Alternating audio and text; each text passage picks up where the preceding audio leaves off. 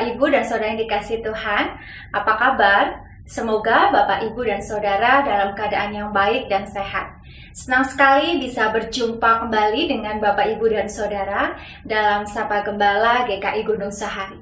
Bapak, Ibu, dan Saudara yang dikasihi Tuhan, diceritakan ada seorang pengusaha yang tergerak membeli mobil untuk keperluan kegiatan sekolah, di mana dulu ia pernah bersekolah.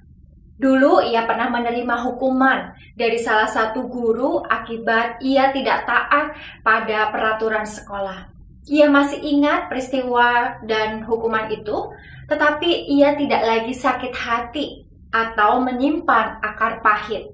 Ia menyadari bahwa hukuman itu diterima karena ia salah, sehingga ia menerima peristiwa itu sebagai sebuah pembelajaran yang berharga untuknya.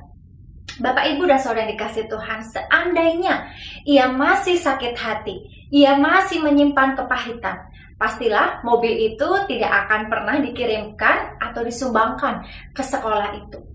Ia memilih untuk menjaga hatinya tetap bersih, sehingga Tuhan dapat memakainya untuk menjadi saluran berkat Tuhan, dan ia menjadi berkat untuk sekolahnya dulu.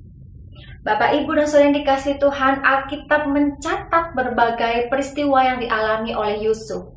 Ia lahir dari seorang istri yang sangat dicintai suaminya. Ia lahir dari Rahel, istri yang sangat dicintai oleh Yakub. Yusuf dikasihi oleh ayahnya dan membuat saudara-saudaranya iri dan membenci Yusuf. Saudara-saudaranya merencanakan untuk membunuh Yusuf dan membuangnya ke salah satu sumur di daerah Dotan. Rencana membunuh Yusuf digagalkan oleh kakaknya yang tertua, yakni Ruben. Anak tertua Yakub itu mengusulkan agar Yusuf dibuang saja ke sumur dan tidak usah diapa-apakan, dengan maksud agar ia bisa menolong Yusuf dan membawa kembali kepada Yakub. Pada saat saudara-saudara Yusuf makan, kemudian muncullah rombongan pedagang orang Ismail. Yehuda mengusulkan untuk menjual Yusuf kepada orang-orang Ismail itu dengan harga 20 shikal perak. Yusuf dibawa ke Mesir, dan ada banyak pengalaman juga yang dialami oleh Yusuf di Mesir, sampai akhirnya Yusuf menjadi Perdana Menteri, orang nomor 2 di Mesir. Dan pada waktu itu terjadi tahun kelaparan yang merajalela. Banyak orang datang untuk membeli bahan makanan di Mesir, termasuk saudara-saudara Yusuf.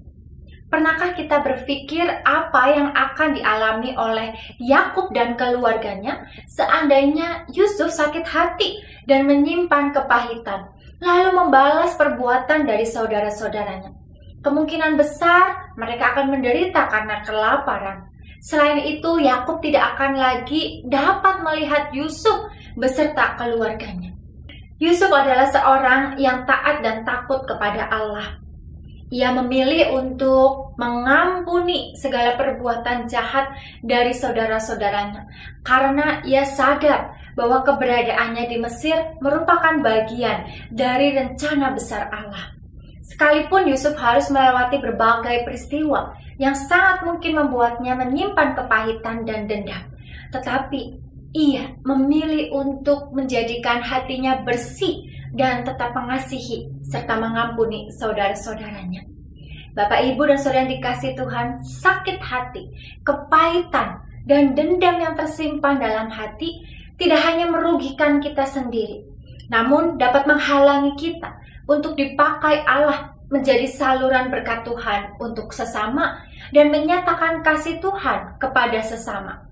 Jika hari ini ada peristiwa yang memahitkan hati kita, yang melukai hati kita dan belum kita bereskan, mari pulihkan, mari bereskan supaya hati kita kembali bersih. Kita kembali merasakan damai sejahtera dan dipakai oleh Allah untuk menjadi saluran berkat-Nya. Mari kita menyatakan kasih Tuhan untuk sesama. Jadi Bapak, Ibu, dan Saudara yang dikasihi Tuhan, sadari rasa sakit hati yang kita alami.